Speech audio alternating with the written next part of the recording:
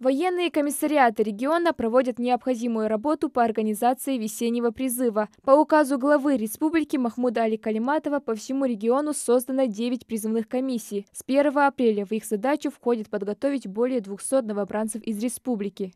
Во всех муниципальных образованиях проводится на сегодняшний день оповещение призывникам через начальника военно-учетных столов сельских поселений.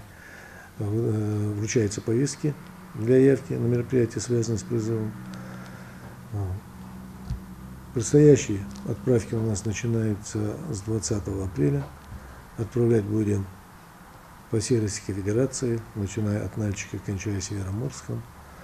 Служить ребята будут в сухопутных войсках, в военно-морском флоте, в войсках стратегического назначения, ракетные войска стратегического назначения, космические войска.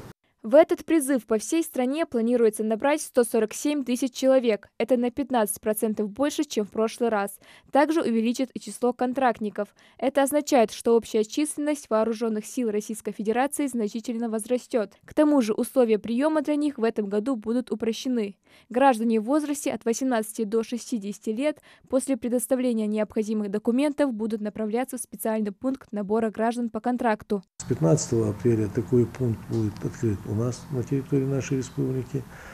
Об его открытии ходатайствовал глава республики, чтобы наши ребята могли здесь сразу обращаться в пункт набора по контракту, а не ездить в Владикавказ.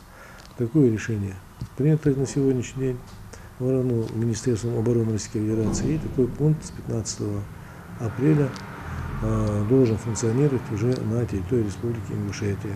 Также в Госдуму внесен законопроект о постепенном повышении призывного возраста до 30 лет. Процесс поэтапный, рассчитан до 2026 года. До наступления этого срока в армию будут призывать молодых людей в возрасте от 18 до 27 лет. На сегодняшний день рассматривается проект, согласно которого в 2024 году граждане призывного возраста будут граждане от 19 лет до 30, но и в последующем они поэтапно будет возраст минимально повышаться, то есть 19, 20 и 21. И в последующем призывной возраст будет от 21 до 30 лет. Отсрочка от призыва на военную службу предоставляется по состоянию здоровья, по учебе, а также по семейному положению. На военную службу не призываются, в частности, граждане с непогашенной судимостью или находящихся под следствием. Гражданин любой. Он может открыть федеральный закон о воинской обязанности и военной службе. Там статья 24, это о отсрочках, там перечислены все отсрочки. Статья 23, это об освобождении, то есть тот, кто подлежит освобождению.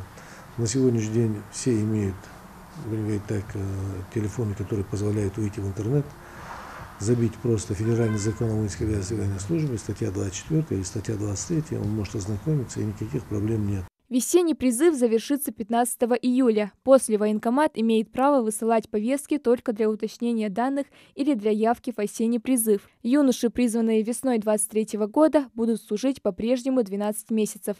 Малика Измайлова, Абдулла Халухаев, Новости 24.